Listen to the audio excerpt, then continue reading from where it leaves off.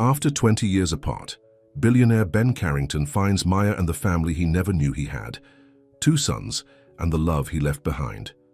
But love, betrayal, and redemption collide as they rebuild trust and redefine success. Before we get into the story, comment below where in the world you are watching from today. The morning sun reflected off the glass walls of the Carrington Tower in downtown Manhattan.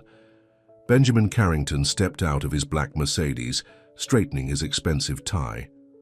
At 40 years old, he had everything money could buy. The penthouse, apartment, the luxury cars, the private jet. But something was missing and he knew it.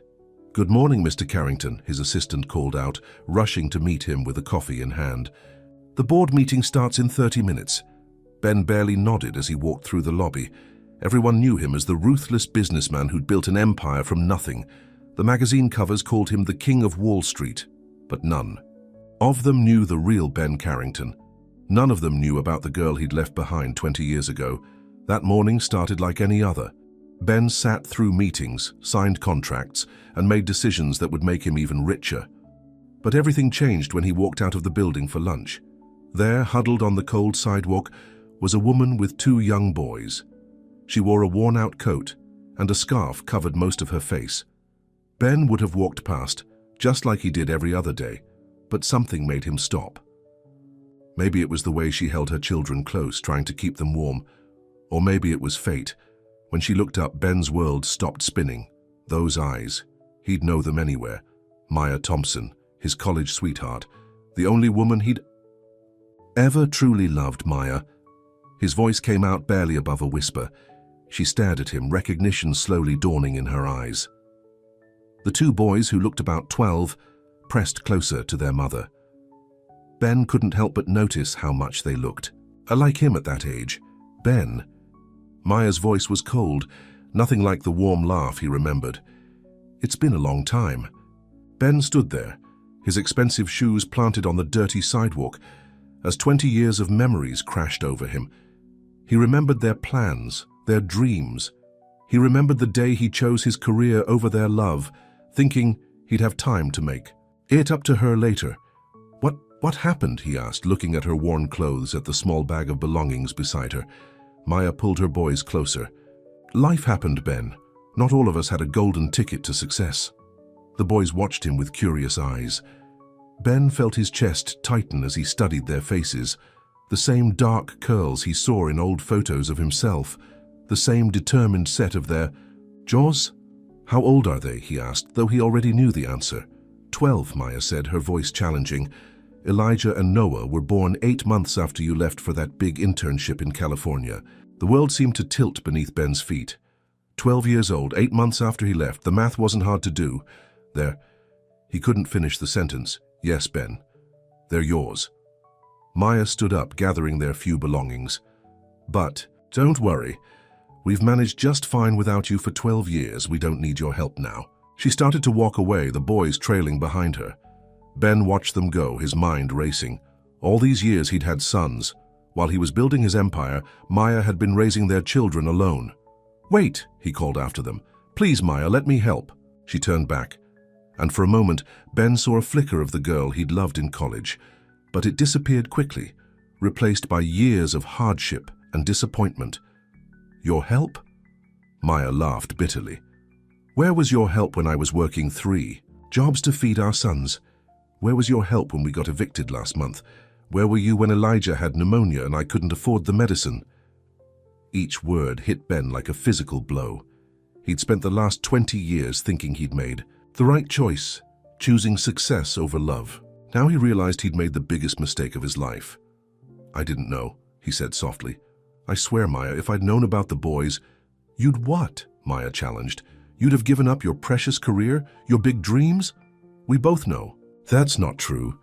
The boys watched the exchange with wide eyes they'd never seen. Their mother speak to anyone like this. "Mom?" Elijah, the slightly taller twin, tugged at Maya's sleeve. "We're going to be late for the shelter sign-in." Ben felt like someone had punched him in the stomach. Shelter. His sons were sleeping in. A homeless shelter. "Let me get you an apartment," he said quickly. "A house, anything you need." Maya shook her head. "We don't want your money, Ben. You can't just throw cash at this and make it right." She turned away again, but Ben couldn't let them go. "Not now. Not after finding them." "Then let me earn it," he called after her. "Let me prove I can be different. Please, Maya. They're my sons too." Maya stopped, but didn't turn around. The boys looked back at Ben, curiosity written on their faces. "The shelter's on East 28th Street, she said finally. "If you really want to prove you've changed, you know where to find us." Ben watched them walk away, his perfect world crumbling around him. He had everything money could buy, but he'd lost the only things that really mattered. That night, Ben sat in his penthouse staring at the city lights. For the first time in 20 years, his success felt hollow. He'd spent his life chasing wealth and power, and what did he have to show for it? Empty rooms in a luxury apartment, while his sons slept in a shelter. Something had to change, and for once in his life, Benjamin Carrington didn't have a carefully planned strategy. All he knew was that he had to make things right, no matter what it cost him. The East 28th Street shelter wasn't anything like the luxury buildings Ben usually visited. The walls needed paint, and the furniture was worn out, but it was clean and warm. Ben stood in the entrance, still wearing his expensive suit, feeling more out of place than he ever had in his life. "Can I help you?" asked an older woman at the front desk. Her name tag read Gloria. "I'm looking for Maya Thompson and her sons," Ben said, trying to keep his voice steady. Gloria looked him up and down, suspicious of his expensive clothes and nervous manner. "Are you from social services?" "No, I'm—" Ben paused. What was he? The father who abandoned them? The millionaire trying to make things right? "I'm an old friend," he said finally. "We don't usually allow visitors during dinner." "Time," Gloria said firmly. Just then, Noah came running through the hallway. He stopped short when he saw Ben. "Mom," he called out, "that man from the street is here." Maya appeared in the doorway, wiping her hands on a worn apron. She was helping in the shelter's kitchen, Ben realized. Even with nothing, she was still working to help others. "It's okay, Gloria," Maya said quietly. "He can come in." Ben followed Maya to a small common area. Elijah and Noah sat at a nearby table, pretending to do homework while they watched the adults. "Why are you here, Ben?" Maya asked, crossing her arms. "I want to help," he said simply. "Not just with money. I want to be part of their lives, part of your life, if you'll let me." Maya laughed, but there was no joy in it. "You want to be part of our lives? Do you even know anything about us, about who they are?" Ben looked at his sons. "Then tell me, please." Maya sat down, suddenly looking tired. "Elijah loves science. He wants to be a doctor someday. Noah's the artist. He can draw anything he sees. They both play soccer when we can afford the league fees, which isn't often." Each word was like a knife in Ben's heart. He should have known these things. He should have been there. "I can pay for their school, their activities," he started. "But," Maya cut him off, "that's your answer to everything, isn't it? Throw money at the problem." Her voice was sharp. "Do you know what Elijah did when he was 7 and I was sick? He made soup all by himself, burned his hand on the stove, but he was determined to take care of me. And Noah? He draws pictures to sell on the street so we can buy groceries."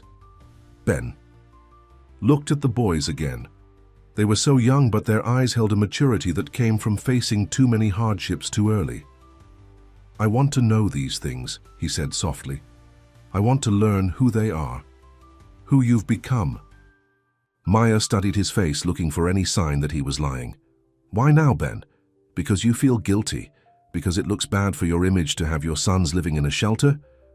"Because I was wrong," Ben said, his voice cracking. 20 years ago, I thought success meant making money, having power. I threw away the best thing in my life because I was too blind to see what really mattered." For the first time, Maya's expression softened slightly. "Fine," she said after a long pause. "You can start by having dinner with us." "Right, here in the shelter. No fancy restaurants, no expensive gifts, just talking." Ben nodded, relieved to have any chance at all. He sat down at the worn cafeteria table with Maya and the boys, feeling more nervous than he ever had in any business meeting. "So," Elijah said, studying Ben carefully, "you're really our father." "Yes," Ben answered, his throat tight, "and I know I have a lot to make up for." "Do you live in a big house?" Noah asked, his eyes curious. "I do," Ben admitted. "But it's empty. No one to share it with." Maya watched as her sons slowly warmed up to Ben. They asked him questions about his life, his work. Ben answered everything honestly, but with each answer, he realized how hollow his achievements seemed compared to what Maya had done, raising two amazing boys all on her own. As they ate the simple shelter meal, Ben noticed things. How Elijah always made sure Noah had enough to eat before taking his own portion. How Noah drew little pictures in the margins of his notebook, capturing moments of their day. How Maya's eyes still crinkled at the corners when she smiled, just like they used to in college. "I have a proposition," Ben said as they finished eating. "Not money," he added quickly, seeing Maya's expression. "The shelter needs repairs. Let me help. Not with a donation, with actual work. I can paint, fix things." "You?" Maya couldn't hide her surprise. "When's the last time you painted anything?" "College," Ben admitted. "When we painted your apartment that horrible shade of green." For the first time, Maya really smiled. It wasn't horrible, it was unique. The boys watched this exchange with interest. They'd never heard their mother talk about her past, especially not with a smile. "Tomorrow's Saturday," Ben said. "I'll come by with supplies, paint, brushes, whatever's needed. I'll work alongside everyone else." Maya considered this. "The shelter could use the help," she admitted. "But no fancy contractors, no big crews, just you working like anyone else." "Just me," Ben promised. "And maybe while we work you can tell me more about the boys, about your life?" Maya nodded slowly. "One day at a time, Ben. That's all I can offer." As Ben left the shelter that night, he felt something he hadn't experienced in years: hope. His expensive suit was wrinkled from sitting on the old cafeteria chairs, and his shoes were scuffed, but he didn't care. Back in his penthouse, Ben looked around at all his expensive furniture and art.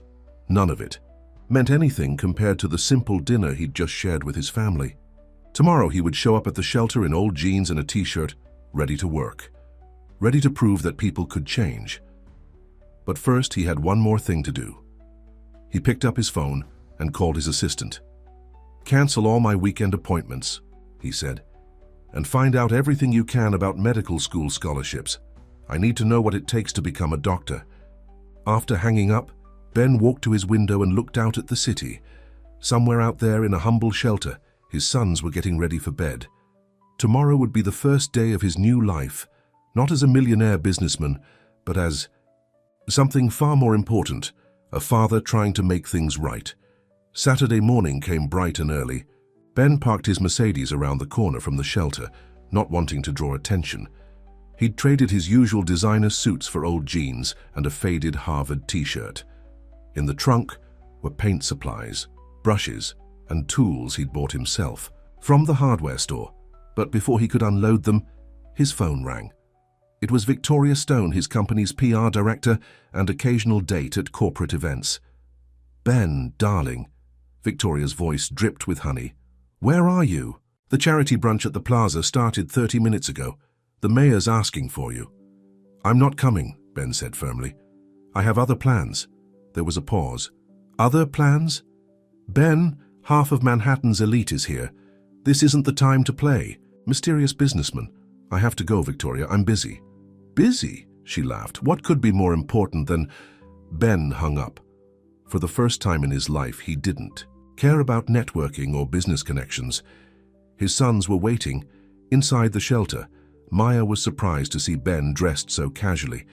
She was even more surprised when he started unloading painting supplies himself, refusing help from anyone. "You really came," she said softly. "I made a promise," Ben replied, wiping sweat from his forehead. "I plan to keep it." The boys were excited to help paint. Noah immediately started planning a mural for the children's area, while Elijah organized the supplies with the same attention to detail Ben used in his business deals. As they worked, Gloria watched from her desk, shaking her head. "Never thought I'd see a millionaire painting shelter walls," she muttered. The morning passed quickly. Ben learned that Elijah had won the school science fair last year, creating a project about clean water despite having no money for supplies. Noah showed him a sketchbook full of drawings. beautiful pieces that captured life in the shelter with surprising depth.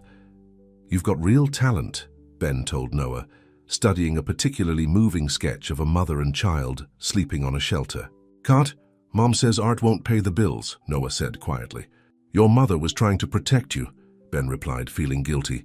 "But sometimes following your passion is worth the risk. I should know. I just forgot that somewhere along the way." Around noon, Maya brought sandwiches for everyone. As they sat eating lunch, Ben noticed how natural it felt, how right. But the moment was interrupted by the click of expensive heels on the shelter floor. Victoria Stone stood in the doorway, her designer outfit completely out of place. Her eyes widened as she took in the scene. Ben in paint-splattered clothes sitting on the floor with Maya and the boys. "So this is where you've been hiding," Victoria said, her voice sharp.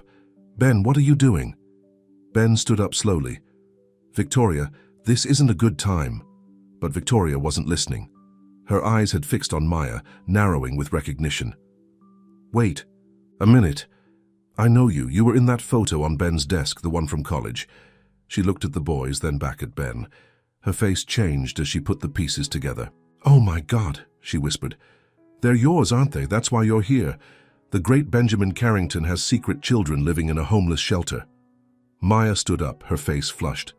"We don't need your judgment, lady. This is our home," Victoria laughed coldly. "Your home, this is a shelter. And if the press finds out about this, if you say one more word," Ben's voice was deadly quiet, "you're fired." Everyone froze. They'd never heard Ben speak like that before. "You can't fire me," Victoria sputtered. "I know too much about the company. Try me." Ben stepped closer to her. "These are my sons, Victoria, and that's their mother. If you do anything to hurt them, I'll make sure you never work in this city again." Victoria stared at him, then at Maya and the boys. Finally, she turned and stormed out, her heels clicking angrily on the floor. The shelter was silent. Maya looked at Ben with new eyes. "You didn't have to do that." "Yes, I did." Ben ran a hand through his hair. "I'm sorry. I should have known. She'd follow me. I've been dodging her calls all week." "Is she your girlfriend?" Noah asked innocently. "No," Ben said firmly. "She's nobody important." But Maya wasn't convinced. "She's part of your world, Ben. Your real world. Not this charity project you're doing to feel better about yourself." "This is my real world now," Ben insisted. "Maya, please, don't push me away because of her." Maya sighed. "It's not that simple. You live in a penthouse. We live in a shelter. Your friends wear designer clothes and go to charity brunches. We wear donated clothes and eat at soup kitchens." "Then let me change that," Ben pleaded. "Not with money. Well, not just with money. Let me help you find a job, an apartment. Let me be part of their lives." The boys watched this exchange with worried faces. They'd grown to like Ben over the past few hours, seeing a side of him that even he had forgotten existed. "Mom," Elijah said suddenly, "remember when you told us that everyone deserves a second chance? Even Tommy when he stole my backpack." Maya looked at her son, then at Ben. 20 years of pain and pride warred in her eyes. "One step at a time," she said finally. "First we finish painting these walls, then we'll talk about what comes next." Ben nodded, relief flooding through him. He picked up his paint roller and went back to work, knowing that every stroke was covering not just the shelter's old paint, but also the mistakes of his past as he. They worked. Noah started humming a tune and soon everyone joined in. Even Gloria was smiling from her desk. For a few hours it didn't matter who was rich or poor, who lived where or what the society papers might say. But outside the shelter, Victoria Stone sat in her car, her manicured fingers typing rapidly on her phone. The press would love this story. The ruthless businessman with secret homeless children. She'd make sure of it. The paint on the shelter walls was just beginning to dry, but the real storm was about to begin. The Sunday morning peace was shattered by Gloria's angry voice, echoing through the shelter. Maya, you need to see this right now." Maya rushed from the kitchen area, wiping her hands on her apron. Gloria thrust a tabloid newspaper at her. The headline made her blood run cold. "Billionaire's secret shame. Carrington heir's homeless family exposed."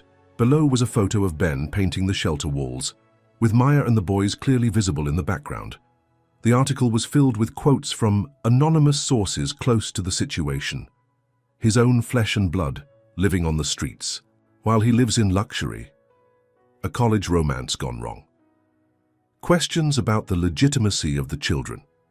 Maya's hands shook as she read. The boys came running in, but she quickly hid the paper behind her back. "Mom?" Elijah asked, worry clear in his voice. "What's wrong?" Before she could answer, the shelter's phone started ringing. Outside, they could hear cars pulling up and voices calling out. Gloria peeked through the blinds. "Reporters," she said grimly. "At least a dozen of them." Maya's phone buzzed with a text from Ben. "Don't talk to anyone. I'm on my way." But the damage was already done. Through the shelter windows, camera flashes were going off. Reporters were trying to interview anyone who walked by, asking about the Carrington homeless scandal. "Everyone stay calm," Gloria announced to the shelter residents. "No one talks to the press. This is still a safe space." 20 minutes later, Ben's black Mercedes screeched to a halt in front of the shelter. Reporters swarmed him as he pushed through to the door. "Mr. Carrington, is it true you abandoned your pregnant girlfriend? How long have you known about your sons? Why are they living in a shelter while you're worth billions?" Inside, Ben found Maya sitting with the boys in the common room. Noah was crying quietly while Elijah tried to look brave. "I'm so sorry," Ben said, his voice breaking. "This is all my fault. Victoria did this." "You think?" Maya's voice was bitter. "Well, congratulations, Ben. Now everyone knows your dirty little secret." "You're not a secret," Ben said firmly. "You're my family." Just then, Ben's phone rang. It was his company's board chairman. "Carrington, what the hell is going on? The stock is dropping. Investors are nervous. We need to contain this now." Ben looked at Maya and the boys, then back at his phone. Without hesitation, he turned it off. "We need to get you out of here," he said. "The press won't leave you alone now." "And go where?" Maya asked. "This is our home." "Come to my penthouse," Ben said quickly. "Just until this dies down, please, Maya, let me protect you all for once." Maya looked around the shelter. Other residents were hiding from the windows. Camera flashes kept lighting up the room. Boys looked scared and confused. "Fine," she said finally, "but just until this blows over." They snuck out through the shelter's back door, where Ben's driver was waiting. As they drove through the city, Noah and Elijah pressed their faces against the tinted windows, watching their world change. The penthouse was everything Maya had imagined and feared. Floor-to-ceiling windows, expensive art, furniture that probably cost more than she'd made in her entire life. "The guest rooms are through here," Ben said, leading them down a hallway. "I'll have someone bring up some clothes and anything else you need." "Mom," Noah whispered, "is this where we live now?" "No, baby," Maya said quickly. "This is just temporary." But Ben had heard. He watched as Maya got the boys settled, his heart aching at how out of place they looked in his sterile, luxurious home. Later that night, after the boys were asleep, Maya found Ben in his home office. He was typing furiously on his laptop. "What are you doing?" she asked. "Damage control," he said. "But not what you think. I'm writing a press release, telling the whole truth." Maya read over his shoulder. 20 years ago, I made the biggest mistake of my life. I chose ambition over love. I didn't know Maya was pregnant when I left, but that's no excuse. I should have been there. My sons have grown into amazing young men despite my absence, not because of me. Their mother raised them with love, strength, and dignity. I'm not ashamed of them. I'm ashamed of myself. And I'm done hiding. Ben, Maya's voice softened.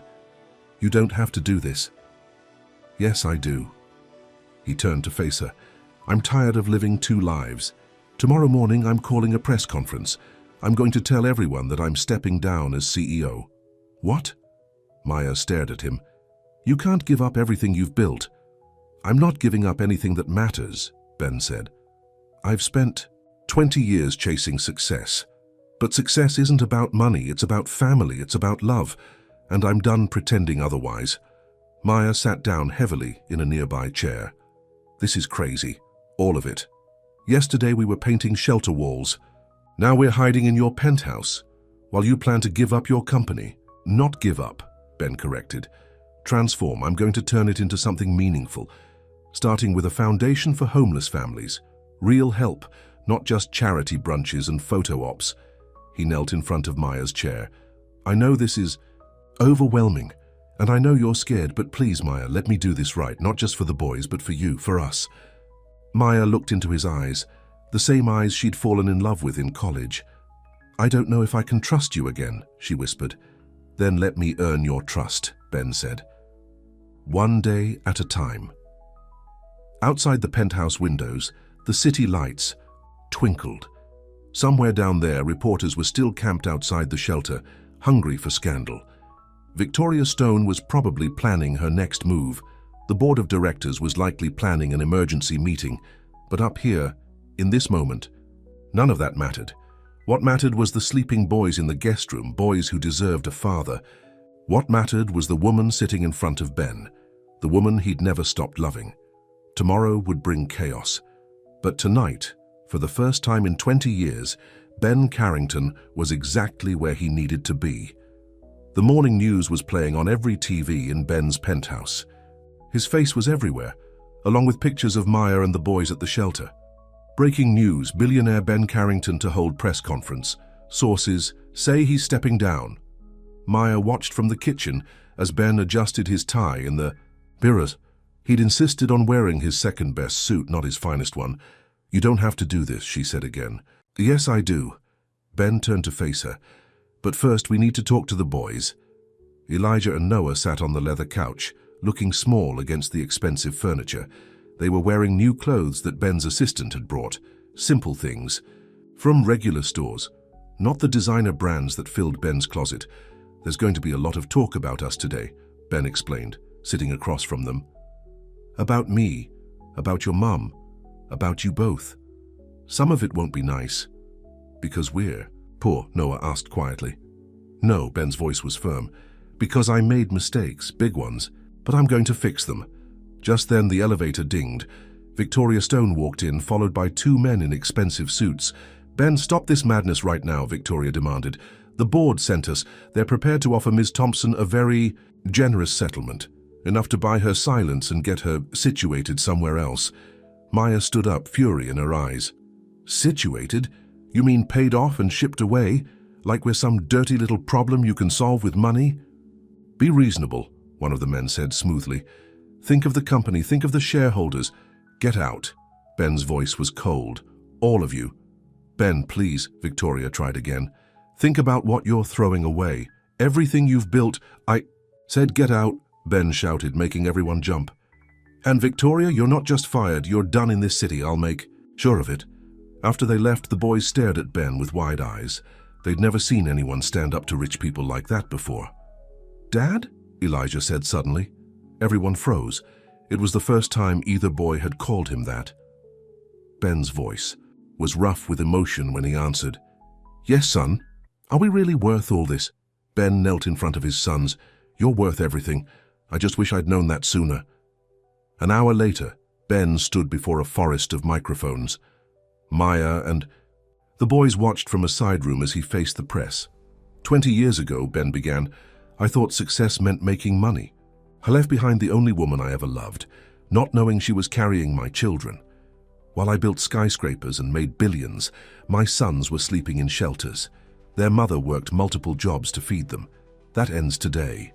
The reporters started shouting questions, but Ben held up his hand. I'm stepping down as CEO of Carrington Enterprises. The company will be restructured.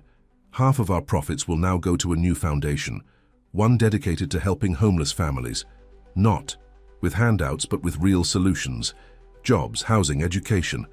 The room exploded with questions. Camera flashes went off like lightning. What about the shareholders? Is this legal? Are you admitting these children are yours? These children, Ben's voice rose above the chaos, are my sons, Elijah and Noah Thompson, and I'm done being ashamed of the best parts of my life. Back in the side room, Maya felt tears rolling down her cheeks. The boys pressed against her, watching their father with pride. But the real shock came when Ben continued. The new foundation will be run by Maya Thompson. She's spent years living the reality of homelessness while raising two incredible boys. She knows what these families really need. and she's the only person I trust to do this right." Maya gasped. He hadn't told her about this part. The press conference ended in chaos, but Ben walked straight to the side room. Before he could speak, Maya slapped him. "How dare you?" she cried. "You can't just announce things like that without asking me." "Mom," the boys shouted, shocked, but Ben just rubbed his cheek, smiling slightly. "You're right, I'm sorry. Old habits of making decisions without consulting anyone. But Maya, you're perfect for this. You know what needs to be done. You've lived it." "I don't know anything about running a foundation," Maya protested. "You ran a household on nothing. You raised 2 boys while homeless. You helped other families at the shelter. You know more than any rich consultant ever could." Before Maya could argue more, Ben's phone rang. It was the board chairman again. "Carrington, you're insane. The shareholders are in revolt. We'll fight this." "Fight all you want," Ben said calmly. "But remember, I still own controlling interest, and I've got 20 years of company secrets in my head. Do you really want to make an enemy of me?" After he hung up, Maya stared at him. "Who are you?" "The Ben I knew in college would never have been so ruthless." "The Ben you knew in college lost you because he was too weak to fight for what mattered," Ben replied. "I learned to be ruthless in business. Now I'm using those same skills to protect my family." Later that night, as the city buzzed with the news, the 4 of them sat in Ben's kitchen. They were eating pizza, not the gourmet kind, but the same cheap delivery pizza Maya and the boys used to share on special occasions. "What happens now?" Noah asked, drawing on a napkin. "Now," Ben said, "we build something new. Together. If you'll all have me." Maya looked at her sons, then at Ben. The penthouse still felt foreign, the future uncertain. But for the first time in years, she felt something she'd almost forgotten. Hope. "Together," she agreed softly. One day at a time. Outside, the press was still camped in front of the building. The business world was in shock. Victoria Stone was probably plotting her revenge. But up in the penthouse, a family was starting to heal, one slice of pizza at a time. A week after the press conference, Maya stood in front of her new office at the Carrington Foundation, feeling like an imposter. The walls were freshly painted, the furniture was expensive, and her name was on the door in gold letters. Maya Thompson, Executive Director. "It's too much," she told Ben, who stood beside her. "I don't belong here." "You belong anywhere you want to be," Ben replied. "The movers will bring your things up later." Maya thought about her things, the few boxes of possessions they'd retrieved from the shelter. They wouldn't even fill one corner of this huge office. The boys were starting their first day at their new school, one of the most expensive private schools in Manhattan. Ben had insisted, saying they deserved the best education. Maya had argued, but the boys' eyes had lit up when they saw the science labs and art studios. "Miss Thompson," a young woman appeared in the doorway. "The board members are waiting in the conference room." Maya smoothed her new blazer, another thing Ben had insisted on buying. "I can't do this," she whispered. "Yes, you can." Ben squeezed her hand. "Just tell them what these families really need. You know better than anyone." The conference room was intimidating. 10 wealthy board members sat around a massive table, all watching her with skeptical eyes. Maya recognized some of them from TV, CEOs, socialites, old money families. "So," one woman said, her voice dripping with condescension, "tell us your experience in charitable organizations." Maya felt her face flush, but then she thought of Gloria at the shelter, of all the families still sleeping on cots. "My experience." Maya straightened her spine. "I've lived it. I've worked 3 jobs while trying to feed my children. I've had to choose between buying medicine and paying rent. I've seen mothers cry because they couldn't afford school supplies." The room was silent. "You want to help," Maya continued, her voice stronger. "Stop with the charity galas, stop with the photo ops. These families need job training. Childcare, healthcare, real solutions, not handouts." One of the older board members leaned forward. "And you think you can manage a multi-million-dollar foundation?" "I managed to keep my children alive and in school while homeless," Maya shot back. "I think I can handle a budget." Ben, watching from the doorway, smiled proudly, but not everyone was smiling. Victoria Stone had been busy. That afternoon, Every gossip site in the city blazed with a new headline: Gold Digger's Revenge. How Maya Thompson trapped a billionaire. The article was full of lies, claims that Maya had planned the whole thing, that she'd manipulated Ben, that the boys might not even be his. Maya found out when Elijah called from school crying. "Mom, kids are saying awful things," he sobbed. "They're showing everyone these stories on their phones." Maya rushed to the school, finding both boys in the principal's office. Noah had gotten into a fight defending his mother's honor. He said, "Mom was a con artist," Noah shouted, his eye already swelling. "He said we were lying about Dad." The principal looked uncomfortable. "Or perhaps, given the circumstances, the boys should take some time off." "No," Ben's voice came from the doorway. He'd come as soon as Maya called. "My sons have nothing to be ashamed of. If anyone should leave, it's the students spreading lies." That night back at the penthouse, Maya paced while the boys did their homework. "This isn't working," she said. "We don't belong in your world, Ben. The board members look at me like I'm dirt. The school parents whisper behind their hands. Victoria's lies are everywhere." "Then we'll fight back," Ben insisted. "I'll sue her."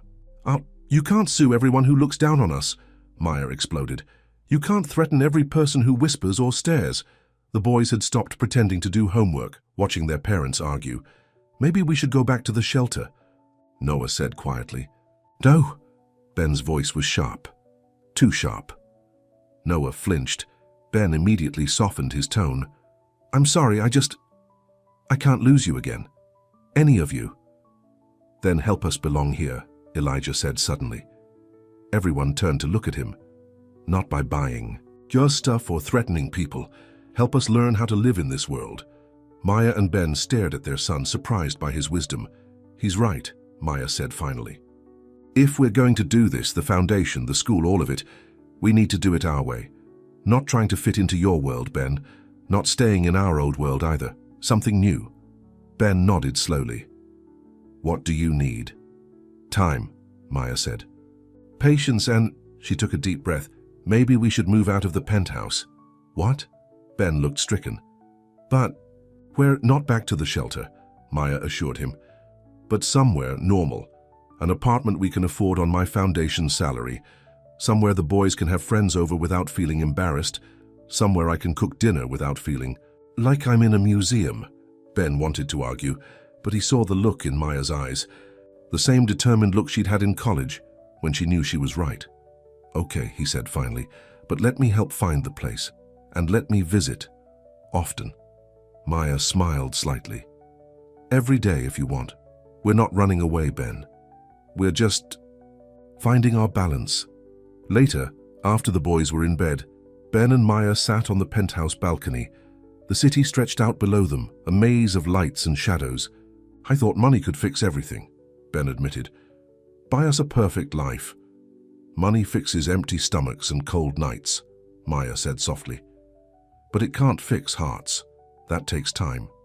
And trust. And learning to live in the space between your world and mine." Ben reached for her hand. This time she let him take it. "We'll find that space," he promised. "Together." Maya looked at their joined hands, his smooth and manicured, hers still rough from years of work. Different worlds meeting in the middle. "Together," she agreed. "One step at a time." Inside, the boys slept peacefully, their new school uniforms hung up for tomorrow. Tomorrow would bring more challenges, more whispers, more battles to fight. But tonight, on a balcony high above the city, a family was finding its way home. The 3-bedroom apartment in a middle-class neighborhood wasn't anything special, but Maya felt at home the moment she walked in. The kitchen was small but functional, the living room cozy, and each boy would have their own room for the first time in their lives. "It's perfect," she told the real estate agent. Ben, standing beside her, looked less convinced. "The security isn't great. The windows are old. The neighborhood is exactly what we need," Maya cut him off.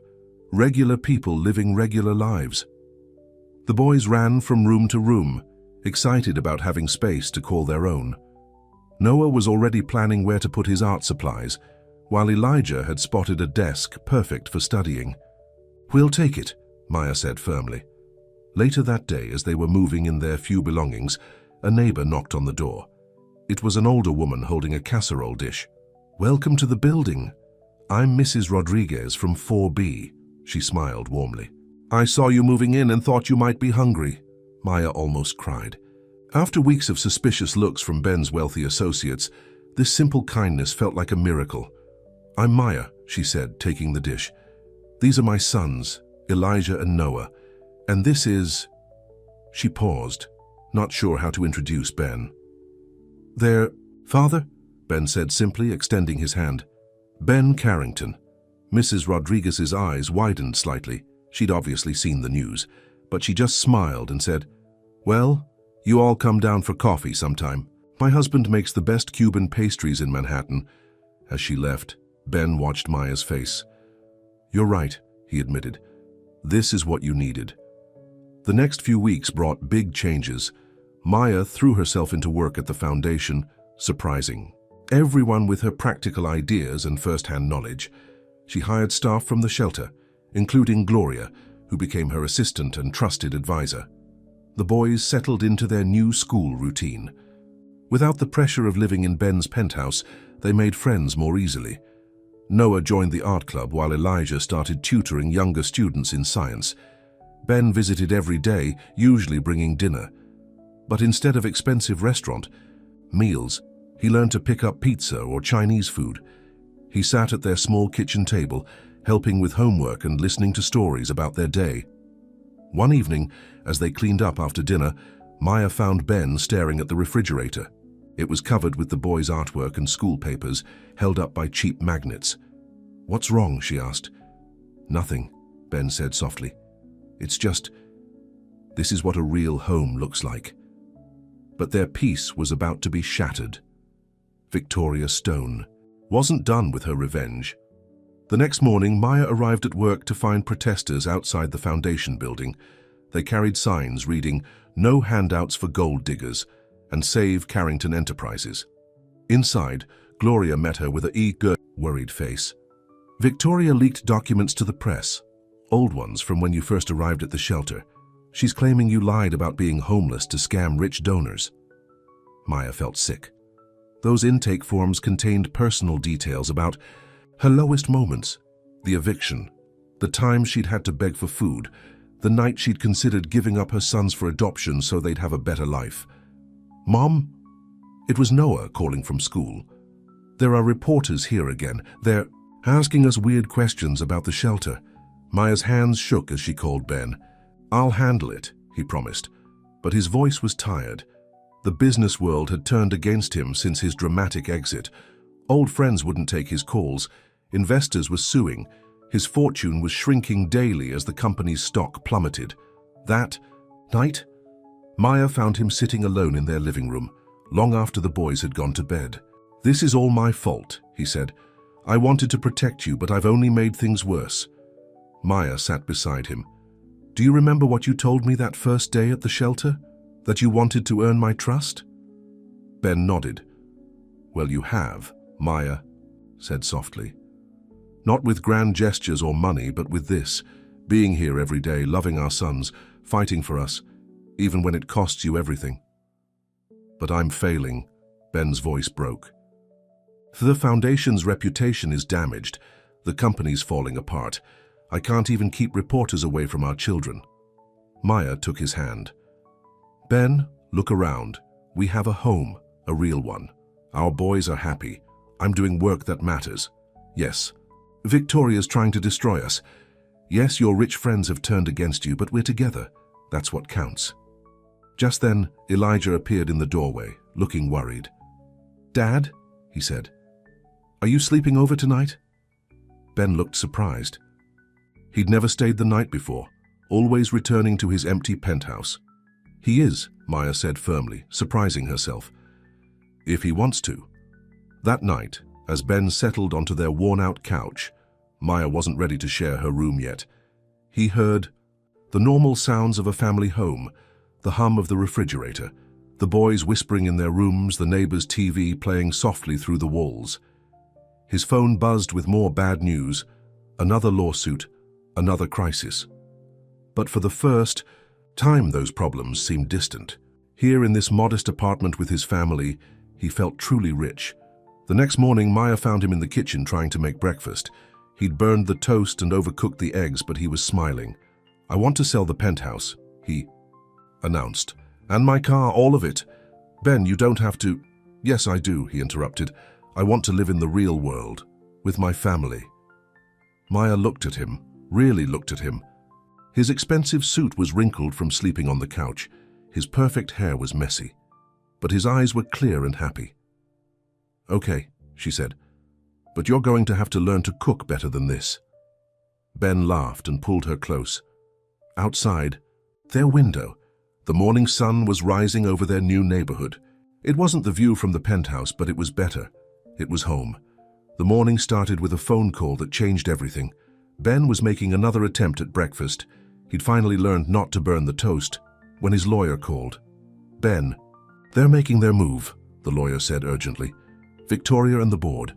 They're calling for a criminal investigation. They're claiming you and Maya conspired to defraud the company." The eggs Ben was cooking began to smoke. Maya rushed to take the pan off the stove while Ben gripped the phone tighter. "What are you talking about? What fraud?" "They're saying the foundation is a scam, that Maya was never really homeless, that it was all a setup to take control of company." "Funds, they have witnesses, Ben. Paid ones, obviously, but still—" Ben's face went pale. The boys eating breakfast at the small kitchen table stopped talking and watched their father with worried eyes. "Dad?" Noah asked. "What's wrong?"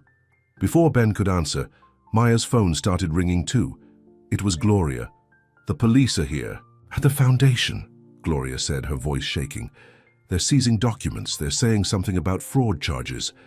Maya felt her knees go weak. Ben caught her before she could fall. "Get the boys to school," Ben told her after she hung. I'll handle this." But when they turned on the TV, it was already too late. Every news channel was showing the same headlines. Carrington scandal. Homeless story a hoax. Criminal investigation into Carrington Foundation. Sources claim Maya Thompson. "A never homeless, Mom." Elijah's voice was small. "What's happening?" Maya and Ben exchanged looks. They couldn't hide this from the boys. "Some bad people are telling lies about us," Maya explained, sitting down with her sons. "They're trying to hurt the foundation and your father's company." "Victoria," Noah said angrily. "It's her again, isn't it?" Ben nodded grimly. "Yes, but this time she's gone too far." His phone rang again. This time it was his private investigator, the one he'd hired to watch Victoria after her first attack. "Mr. Carrington, we found something. Victoria Stone has been meeting with your brother." "My brother." Ben hadn't spoken to James Carrington in years. They'd had a falling out when their father died, fighting over the company. "They've been planning this for months," the investigator continued. "Your brother's been bankrolling her attacks. He wants control of the company." Ben's hands curled into fists. "Get me proof, whatever it costs." But the damage was already spreading. When they tried to drive the boys to school, reporters swarmed their car. The school principal called. It would be better if the boys stayed home until this situation was resolved. At the foundation office, the police were going through everything. Maya's old shelter records were spread out on tables, her most painful moments exposed for strangers to examine. "This is harassment," Ben shouted at the detective in charge.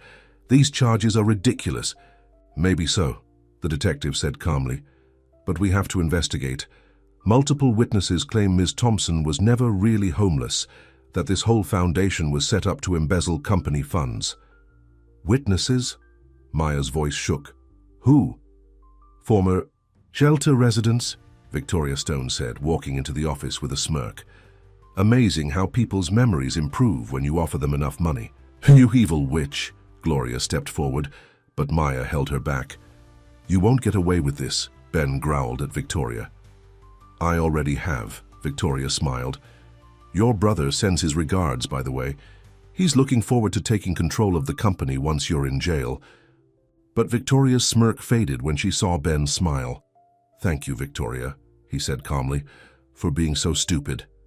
He pulled out his phone and played back the recording of everything she'd just said. Behind him, 2 FBI agents stepped out of his office. "Did you really think I wouldn't be recording everything in my own foundation?" Ben asked. "Or that I wouldn't have friends in the FBI who owe me favors?" Victoria's face went white. You can't. Witness tampering, one FBI agent said, taking out handcuffs. Conspiracy to commit fraud, making false statements to police. Should I continue? Don't forget conspiracy with James Carrington, Ben added. I have proof of all your meetings, all the money he paid you, everything.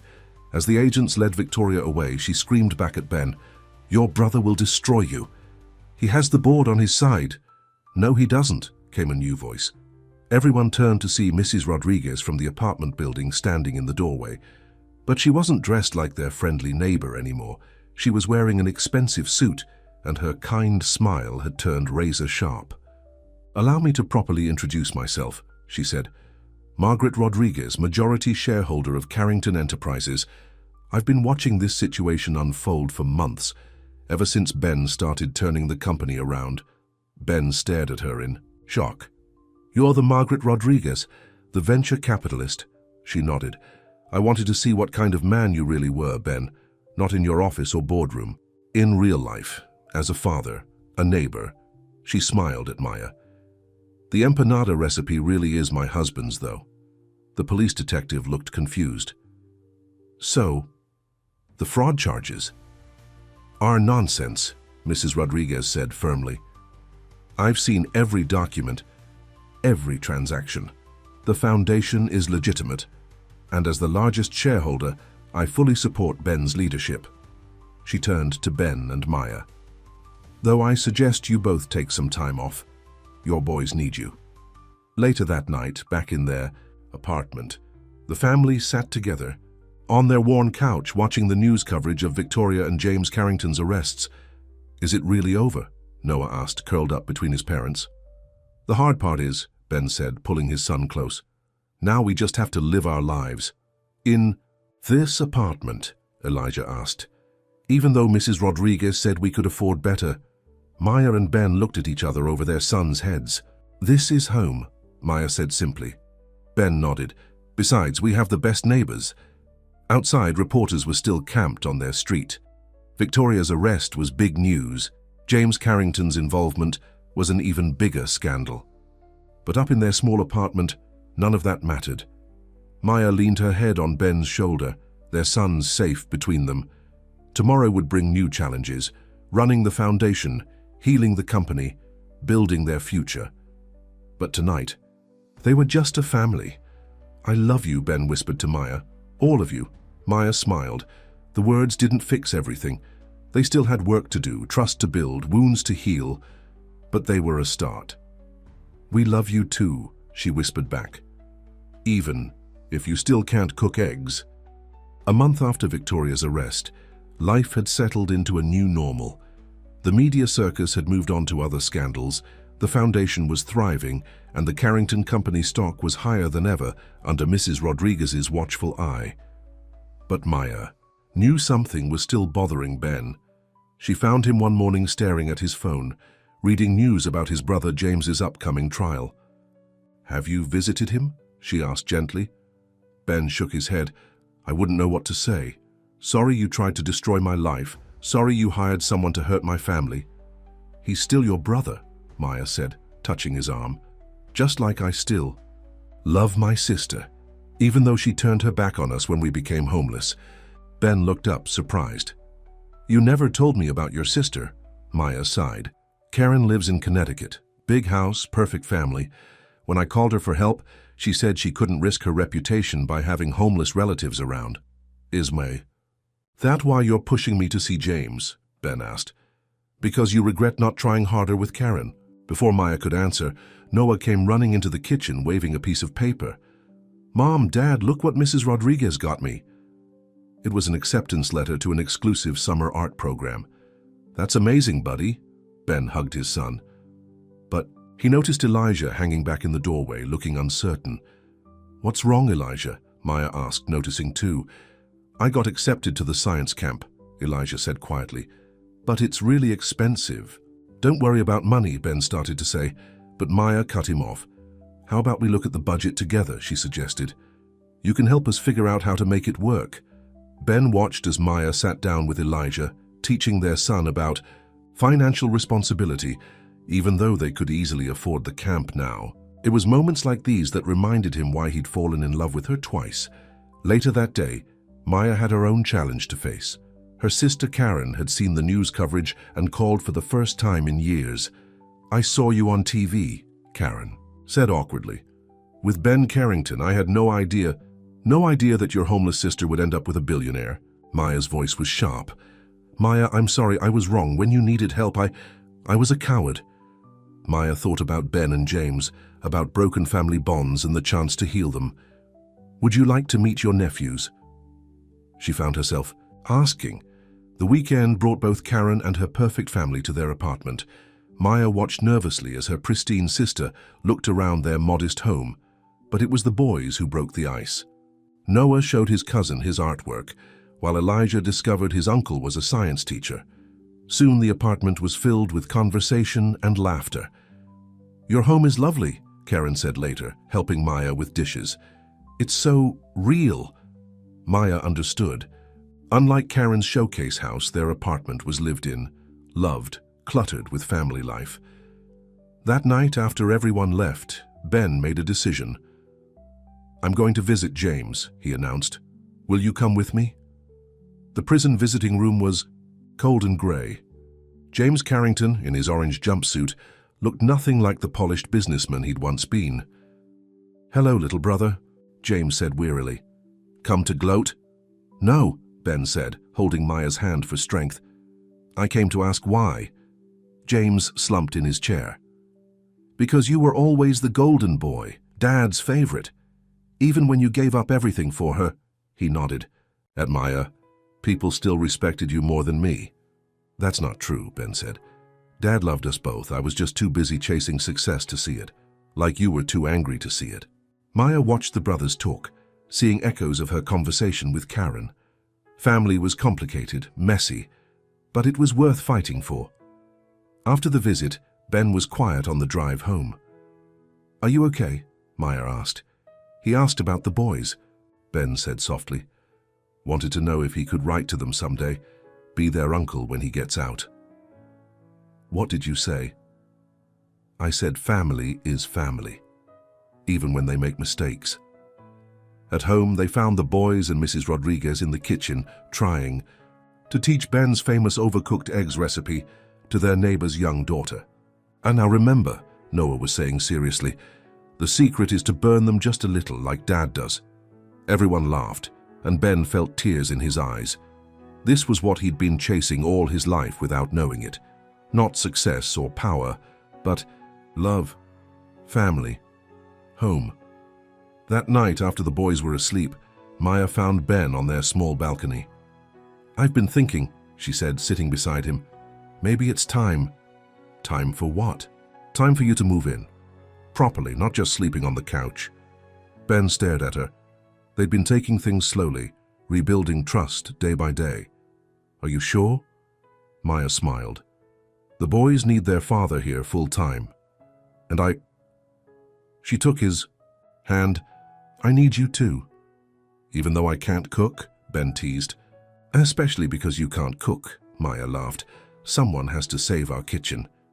Above them, the stars were barely visible through the city lights, but Ben could feel their magic anyway. Here, on a small balcony in a modest apartment with Nee, the woman he loved, and their son sleeping inside, he was finally home. "I've been thinking too," he said, "about the foundation." "Oh? We should expand, help more families, but not just with money. With real support, like Mrs. Rodriguez did for us. Being neighbors, friends." Maya leaned against him. "Speaking of Mrs. Rodriguez, did you know she's planning a block party? She wants all the neighbors to meet the foundation families who'll be moving into the renovated buildings." Ben smiled. From their balcony, he could see the old buildings being transformed into affordable housing. Soon other families would have the chance they'd had to build a real life, a real home. "I love you," he said simply. Maya kissed him softly. "I love you too." Burnt eggs and all. 1 year later, the East 28th Street shelter looked nothing like it had when Maya and the boys first stayed there.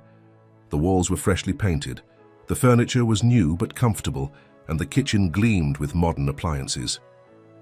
But most importantly, it was full of hope. Maya stood in the entrance, remembering that first night when she'd brought her boys here, feeling like she'd failed them completely. Now she was back as the executive director of the Carrington Foundation, helping other families find their way home. "Ready for the grand reopening?" Ben asked, coming up behind her. He'd traded his designer suits for simple business casual clothes these days, looking more like a dad than a billionaire. "Almost," Maya smiled. "The boys are just finishing up." In the shelter's new community room, Elijah and Noah were putting the final touches on a mural. Noah had designed it, a rising sun over a city skyline with the words, "Hope starts here," in bright letters. Elijah had helped calculate the proportions and mix the colors perfectly. "Mom," Noah called out, "what do you think?" "It's beautiful." "Sweetie," Maya felt tears in her eyes. "Perfect for today." The shelter's reopening ceremony wasn't a fancy charity gala. Instead, it was a community block party. Mrs. Rodriguez had helped organize it, bringing together their neighbors, foundation families, and shelter residents. Gloria, now the shelter's director, was giving tours to reporters, real coverage this time, not scandal headlines. "Each family gets their own room," she explained, "plus job training, childcare, and help finding permanent housing. We're not just giving people a bed, we're giving them a future." Karen was there too, helping serve food with her family. She'd become a regular volunteer at the foundation, making up for lost time with her sister and nephews. Even James was there, recently released from prison and working as a counselor. For the foundation's youth program, he was still rebuilding trust with Ben, but he was trying. That's what family did. "Everyone," Ben called out, getting the crowd's attention. "Before we cut the ribbon, there's something else we need to do first." Maya looked confused. This wasn't part of the plan. Ben turned to face her, taking both her hands in his. "A year ago, I thought I had everything," he said, his voice carrying, across the suddenly quiet courtyard. "But I was empty inside. Then I found my family again. Not just our sons, but you, Maya. You taught me what real success looks like." Maya's heart started beating faster as Ben got down on one knee. 20 years ago, I made the biggest mistake of my life walking away from you," he continued. "I won't make that mistake again. Maya Thompson, will you marry me?" The ring he held out wasn't some massive diamond. It was simple, elegant, just like the life they'd built together. "Dad, you're supposed to wait for her to answer before you cry," Noah called out, making everyone laugh. Maya wiped tears from her own eyes. "Yes," she said simply, "yes to everything." As Ben slipped the ring on her finger, cheers erupted from the crowd. The boys rushed to hug their parents, creating a family group hug right there in front of the shelter, where their story had come full circle. "We have one more surprise," Elijah announced. "Noah and I have been planning it with Dad," he handed Maya an envelope. Inside was a deed to a house, not a mansion, but a comfortable family home in their neighborhood. "It's 4 blocks from here," Ben explained, walking distance to the shelter and the foundation. "The boys helped pick it out. We can move in whenever you're ready." Maya looked at her sons, no longer the scared boys from the shelter, but confident, young men who knew they were loved. Noah was headed to art school in the fall, his talent recognized by a major scholarship. Elijah had already been accepted into a prestigious science program, his dreams of becoming a doctor getting closer every day. "What do you think, boys?" she asked them. "Ready for a new home?" "As long as we're together," Noah said. "And Dad still makes breakfast," Elijah added with a grin. "Hey, I've improved," Ben protested. "I only burn the toast half the time now." Everyone laughed, and Maya looked around at their extended family. Gloria, Mrs. Rodriguez, Karen, James, the shelter residents, their neighbors. Love had a way of growing, making room for more people, more hope. Later that night, after the celebration was over, Maya and Ben stood in their old apartment one last time. The walls were bare, boxes packed for their move. "Any regrets?" Ben asked, softly. Maya touched the ring on her finger, thinking about their journey. From college sweethearts to strangers to a family rebuilt from the ground up. "Just one," she said. "What's that?" "That we wasted 20 years when we could have been this happy." Ben pulled her close. "Then we won't waste another minute." From the boys' rooms came the sounds of packing and laughing. Tomorrow they would move into their new house, The foundation would keep growing, helping more families. Life would go on with its ups and downs. But tonight, Maya stood in her first real home since becoming homeless, in the arms of the man she'd never stopped loving, listening to the happy sounds of their children. "I love you," Ben whispered. "I love you too," Maya replied, burnt toast and all. Outside their window, the city lights twinkled like stars. Somewhere out there, another family was walking into the shelter, scared and hopeless like Maya had been.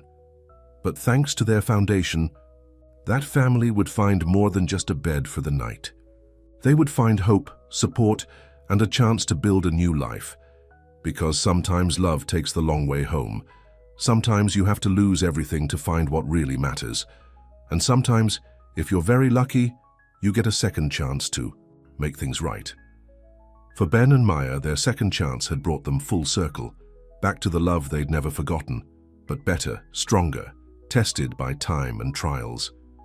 Their story wasn't perfect, but it was real, and that made it better than any fairy tale.